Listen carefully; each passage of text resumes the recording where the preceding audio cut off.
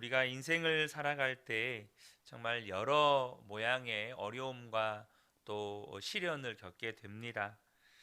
그리고 그 어려움과 시련 뒤에는 역사하는 마귀가 있다는 사실을 아셔야 합니다.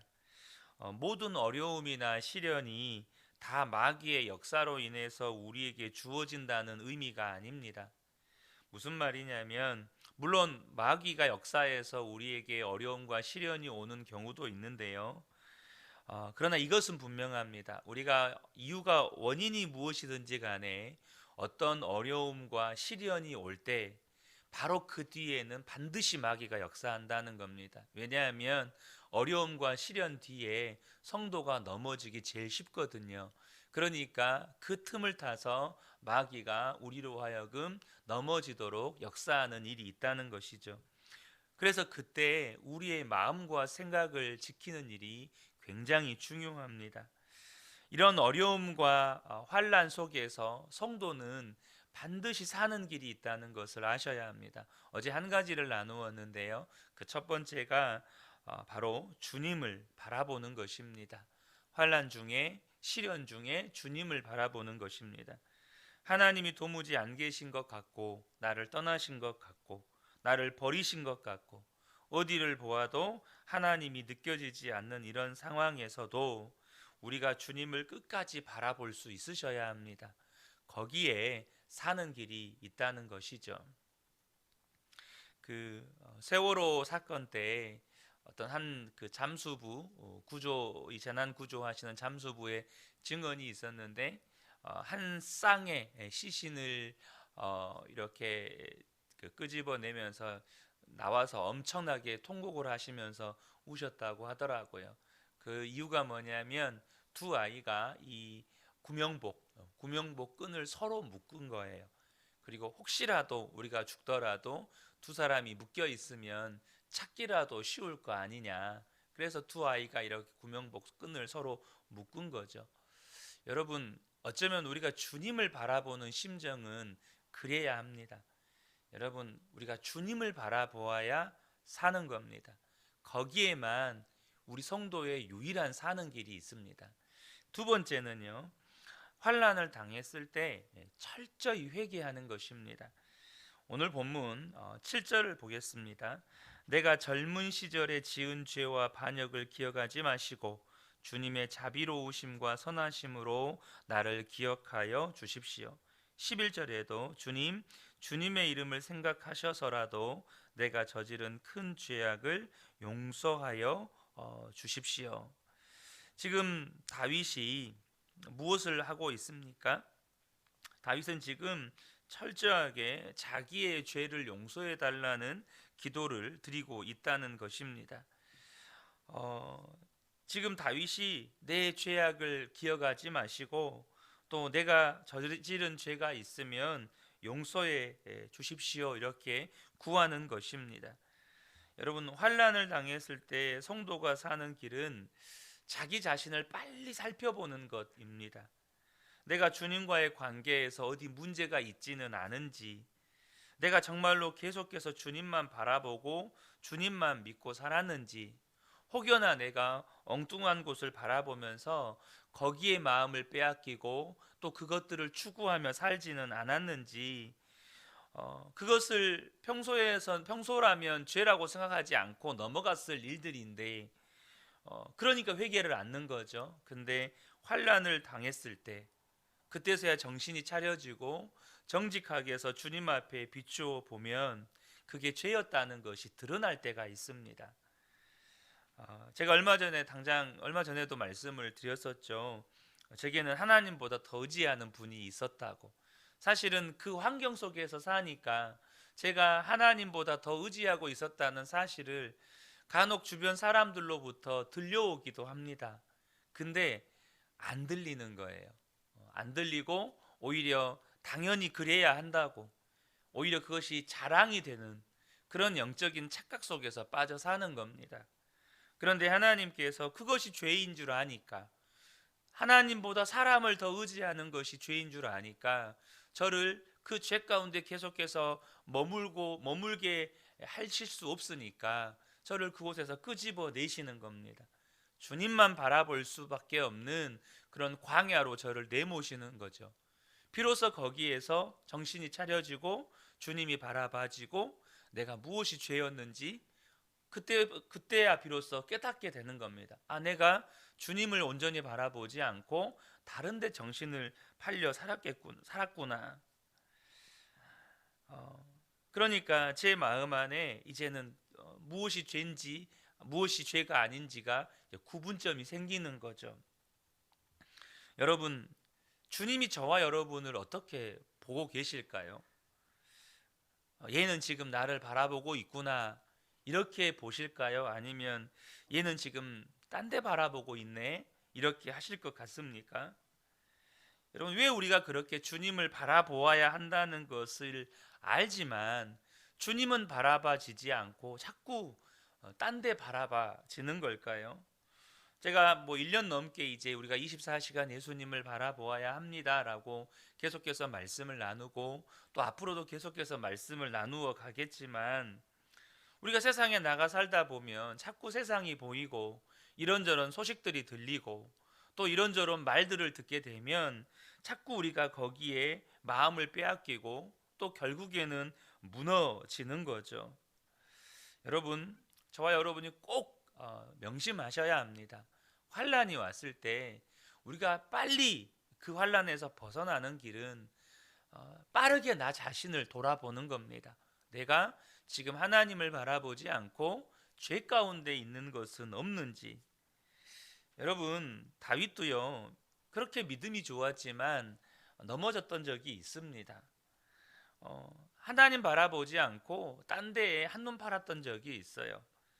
은근히 자기 군사력을 점검해 보고 싶은 거예요.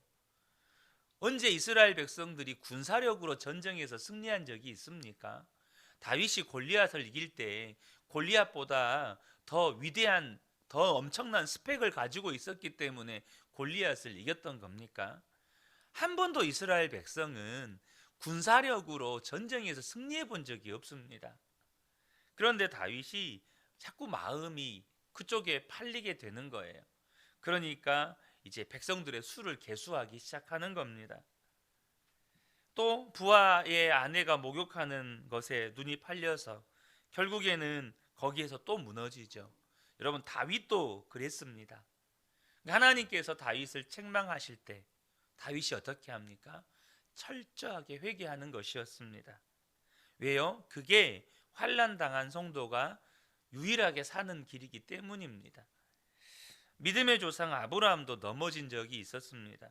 분명히 하나님께서 아들을 주셔서 큰 민족을 이루게 하실 것이라고 약속을 하셨는데도 하나님께 기다려도 이제 아들을 안 주시니까 그렇게 생각한 거예요. 자기 종을 양자 삼아서 그냥 재산 물려줘야겠다. 그래서 이 양자를 통해서 하나님이 역사하시려나 보다 이런 생각을 먹었습니다. 근데 하나님이 아니다.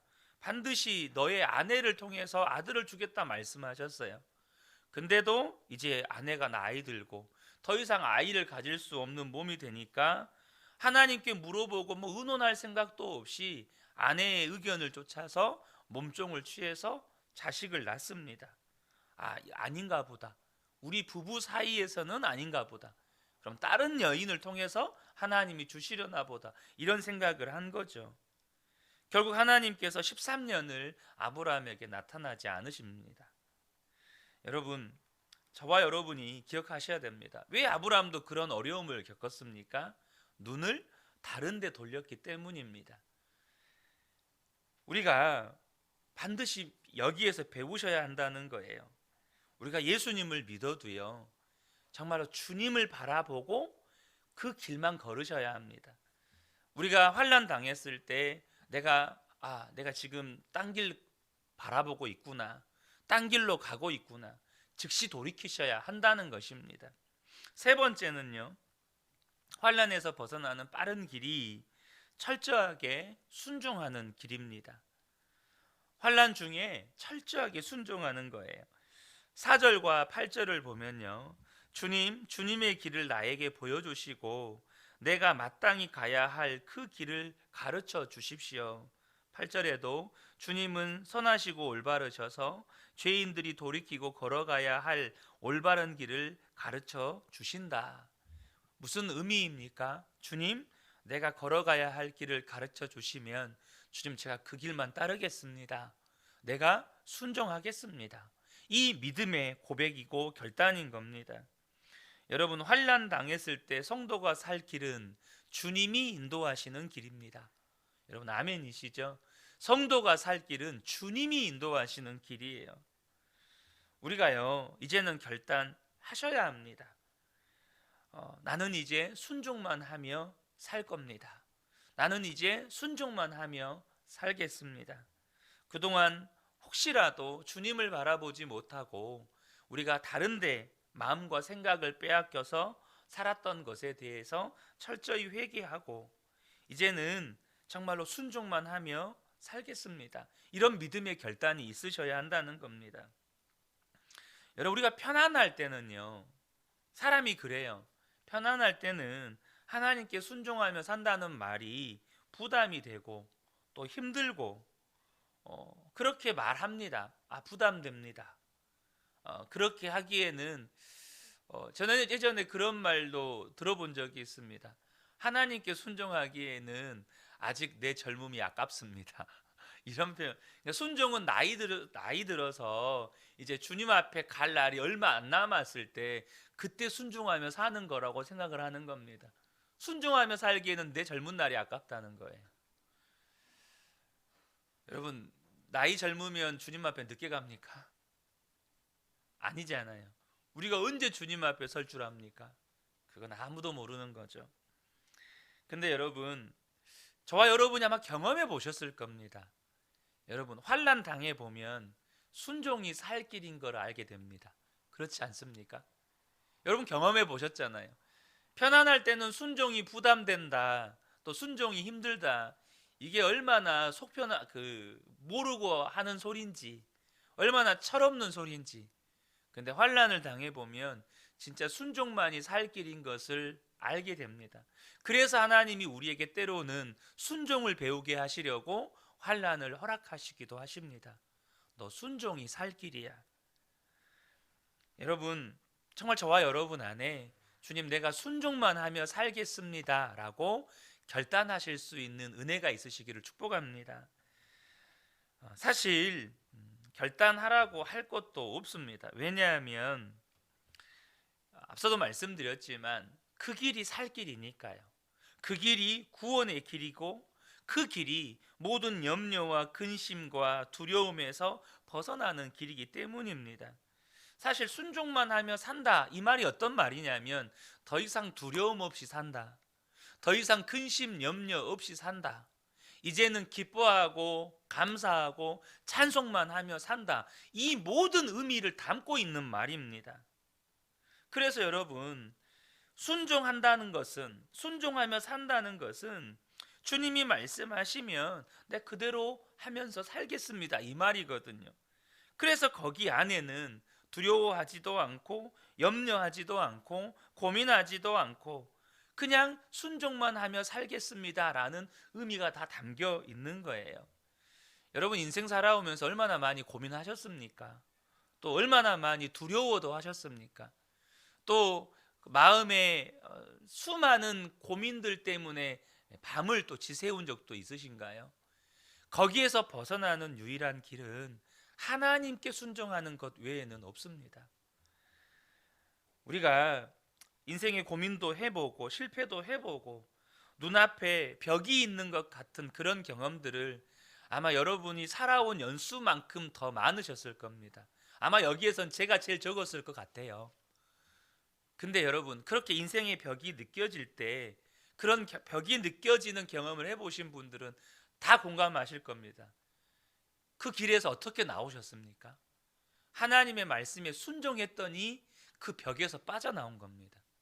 여러분, 그렇지 않습니까? 허드슨 테일러 선교사님이 중국에서 사역을 하실 때 여러분, 선교사님들이 다 그런 경험들을 하실 겁니다.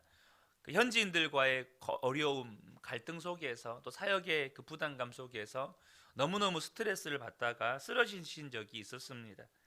그때 선교사님이 일어나게 되었던 말씀이 요한복음 15장 5절의 말씀입니다. 나는 포도나무요 너희는 가지라. 이 말씀으로 이 선교사님이 그 쓰러진 상황에서 일어나게 되셨습니다. 그 말씀에 이 선교사님의 눈이 열린 겁니다. 예수님이 포도나무고 나는 가지라면 내가 더 이상 이제 걱정할 필요 없겠네. 그동안 내가 괜히 걱정하고 스트레스 받고 살았네. 내가 왜 두려워하고 살았을까? 예수님이 포도나무고 내가 가지라면 정말 예수님께 다 맡기면 되는데, 나는 주님이 하라고 하시는 대로만 나는 순종만 하면 되는데, 그렇게 생각이 바뀐 거예요. 말 그대로 믿음의 눈이 열린 겁니다. 그래서 그 자리에서 털고 일어나게 되신 겁니다. 그리고 그 후로부터는 그냥 감사만 하고 기뻐하고 감사하고 또 찬양하고 그렇게 사역을 감당하게 되셨던 겁니다. 여러분, 우리가요 환난 당했을 때 반드시 드러나게 되는 게 있습니다. 뭘까요? 예수 믿고 사는 것이 얼마나 놀라운 일인가. 환난 당했을 때 드러납니다. 평상시에는 그냥 우리가 편안할 때는요 예수 믿으나 안 믿으나 별 차이 없어요. 예수 믿으나 안 믿으나 별 차이가 없다고요. 근데 환난을 당하잖아요. 예수 믿는 것이 얼마나 위대하고 놀라운 일인지를 그때야 비로소 알게 됩니다. 어거스틴이 한번 설교를 하려고 잘 알지 못하는 지방으로 이렇게 가게 되었는데요. 그때 당시에 교통편이 편하겠습니까? 다 말 타고 마차 타고 가는데, 그래서 그 지방에서 그 지역을 잘 아시는 분의 안내를 받아서 이제 갔는데, 이분이 전혀 엉뚱한 마을로 안내를 해버리신 거예요. 요즘처럼 이렇게 차나 이런 게 있으면 또 내비게이션이라도 있으면 길도 안 잃어버리고 혹시 잘못 들었더라도 빨리 또 그 마을로 가면 되는데 이게 안 되는 겁니다. 결국 그 들어간 마을에서 하룻밤을 자고 나오게 된 거예요. 여러분, 사역자가 초청받은 곳에 못 가서 설교도 못하고 돌아왔다. 이거 엄청나게 스트레스 받을 일입니다. 당장 그 안내하신 분에게 얼마나 좀 짜증이 나겠어요. 왜 그쪽으로 인도를 해가지고. 근데 나중에 돌아와서 듣게 된 소식이 깜짝 놀란 소식이었습니다. 이게 뭐였냐면 그 엉뚱한 마을로 간 것 때문에 어거스틴의 생명을 건진 거예요. 사실은 어거스틴을 죽이려고 했던 사람들이 그 마을로, 원래 가려고 했던 마을로 들어가는 길에 매복하고 기다렸던 겁니다. 그런데 하나님께서 그 안내자의 눈을 흐리게 해서 전혀 다른 길로 이렇게 인도하신 거예요. 이 어거스틴의 생명을 건져내신 거죠. 여러분, 저와 여러분이요 하나님을 진짜 경외하고 예수님을 바라보고 살다 보면 내가 생각할 때는 정말 이거 안 될 것 같은 길인데, 이거 꼭 망하는 길인데, 오히려 지나고 보면 그 길이 살 길이었다는 것을 알게 됩니다. 우리가 정말로 예수님만 바라보고 또 주님께 순종만 하고 살기로 결단을 했다면 되어지는 일에 섣불리 불평하고 또 화내고 낙심할 이유가 없다는 거예요. 여러분, 하나님의 섭리는요 우리의 상상을 초월합니다. 우리가 예수님을 믿고 살아갈 때 때때로 주님의 방법이 도무지 이해가 안 될 때가 있어요. 그럴 때 많잖아요. 여러분, 근데 십자가 복음이 무엇입니까? 나는 예수님과 함께 죽고 이제는 예수님과 함께 사는 것입니다. 많은 성도들이 그 말씀이 언뜻 잘 받아들여지지가 않아요. 말 그대로 잘 살아보려고 예수 믿은 건데 자꾸 죽었다고 하니까 이게 받아들여지겠습니까? 예수님과 함께 꼭 죽어야만 됩니까? 난 죽기 싫은데, 손해보기 싫은데, 사람들로부터 이런 말 저런 말 듣기 싫은데, 우리 안에 정말로 그런 마음이 들 때가 있어요. 근데 여러분, 꼭 저와 여러분이 마음에 새기셔야 합니다. 우리가 예수님과 함께 죽지 않으면 예수님도 우리를 살려낼 방법이 없다는 겁니다. 내가 예수님과 함께 죽어야 내 생명이 이제는 예수 생명으로 바뀌는 겁니다. 근데 내 안에 내 생명으로 가득 차 있으니까, 내 자아로 가득 차 있으니까, 내가 여전히 주인 되어 있으니까 주님이 우리 마음에 왕으로, 주님으로 임하실 수가 없는 것입니다. 정말로 내가 예수님과 함께 죽었다는 것을 인정하고 이제는 모든 판단도 결정도 또 내 삶도 주님께 온전히 맡기는 겁니다. 그러면 거기서부터 주님은 역사하기 시작하는 겁니다. 2004년 8월에 신문에 난 기사입니다. 초등학교 4학년 정희재라는 아이가 지리산에서 3일 동안 조난을 당했다가 살아나오게 됐습니다. 여러분, 초등학교 4학년이 우리나라에서 가장 넓은 산이라고 말하죠. 지리산에서 조난을 당했어요. 근데 3일 만에 살아나왔어요. 이 아이가 아빠와 아빠 친구들과 함께 지리산 천왕봉까지 올라갔다가 이제 내려오는 길에, 이 아이가 워낙 장난꾸러기고 활발하다 보니까 아빠한테 갔다가 또 아빠 친구한테 갔다가 이렇게 왔다리 갔다리 이렇게 하고 막 그랬나 봐요. 그런데 아빠도 친구분들도 잘 따라오겠거니 생각을 하고 그냥 마음을 놓고 있었는데, 이 아이가 아빠하고 친구 사이에 왔다 갔다 하다가 딴 길로 들어가 버린 거예요. 그리고 길인 줄 알고 한참을 내려가는데 아무도 없는 거예요.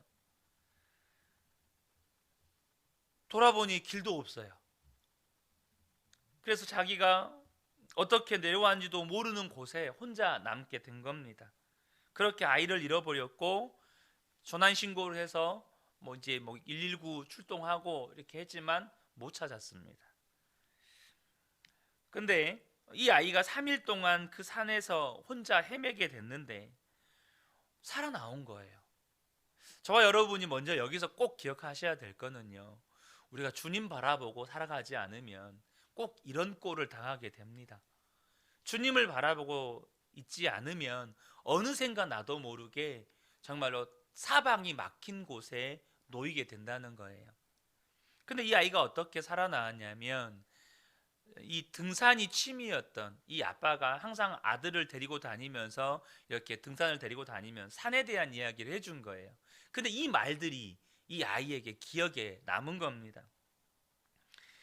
산에 이렇게 혼자 남게 돼서 3일 만에 내려왔으니까 이틀 밤을 이렇게 잠을 잤지 않겠습니까? 얼마나 무서워요. 저도 어렸을 때 시골은 화장실이 멀잖아요. 밤에 화장실을 가려면 왜 그리 무서운지 여러분 그러잖아요. 근데 이 아이가 아빠가 해준 이야기가 생각이 났어요. 한국의 산에는 이미 맹수가 다 사라졌기 때문에 혹시 산에서 길을 잃더라도 맹수에게 잡아먹힐 위험은 없다. 이 말이 기억이 난 거예요. 그래서 밤이 되어서 무섭지만 맹수에게 잡아먹히지는 않겠구나, 이 생각을 했다고 합니다. 근데 두 번째로 아빠가 해준 말이 뭐였냐면, 산에서 길을 잃어버렸을 때 비를 맞고 잠이 들면 체온이 떨어져서 죽는다. 근데 비가 왔거든요. 이 아이가 조난당했을 때 비가 왔어요. 그래서 이 아이가 어떻게 했냐면 침낭을 뒤집어 쓰고 최대한 비를 피하면서 잠에 안 들기 위해서 몸부림쳤다는 거예요. 잠 안 자려고. 또 아버지가 했던 말이 기억이 났습니다. 산에서 길을 잃으면 항상 물소리가 나는 쪽으로 찾아가라. 그리고 그 물길을 따라 내려가면 반드시 사람들이 사는 곳으로 내려가게 되어 있다. 그래서 이 아이가 물소리를 찾아갔고 그 개울을 따라서 내려왔는데 3일 만에 민가로 내려온 거예요. 사랑하는 성도 여러분, 저와 여러분이 꼭 기억하셔야 합니다. 환난에서 어떻게 살아나올 수 있습니까? 여러분, 길이 없어요. 이 아이도 길을 못 찾았어요. 우리가 이 정희재라는 아이가 겪는 것 같은 어려움을 한두 번 겪습니까? 사방이 막혀 있고 사람도 없어요. 도와줄 사람이 없다는 거죠. 그런데 길이 있습니다. 예수님이 길이시라는 겁니다. 그래서 우리가 주님을 바라보아야 하는 거예요. 또 주님을 바라보지 못하도록 우리가 다른 데 바라보고 있었다면 회개해야 하는 겁니다. 그리고 주님이 말씀하신 그 길만 따라 우리가 순종하는 그 길이 우리가 살 길이고 환난에서 벗어날 길이라는 것입니다. 사랑하는 성도 여러분, 저와 여러분이요, 갑자기 환난 당했을 때 갑자기 주님을 바라보려고 하면 안 바라봐져요. 그때는 정신을 못 차립니다. 근데 이 아이도 아빠가 늘 들려줬던 이야기가 있으니까 환난을 당했을 때 아빠의 말이 생각이 나는 겁니다. 우리가 평상시에 늘 주님을 바라봐야 환난을 당해도 주님이 바라봐지는 겁니다. 사랑하는 성도 여러분, 오늘도 주님만 바라보시기를 축복합니다. 주님과 동행하며 살아갈 때 오늘은 환난이 아닐지라도 우리가 알지 못하는 어느 때에 환난이 닥쳐오더라도 오늘 우리가 주님 바라보고 살면 그 환난은 그냥 주님 손잡고 지나가는 겁니다. 이 새벽에 함께 예배하는 우리 모든 성도님들께 이 은혜가 충만하게 임하시기를 예수님의 이름으로 축복합니다. 아멘.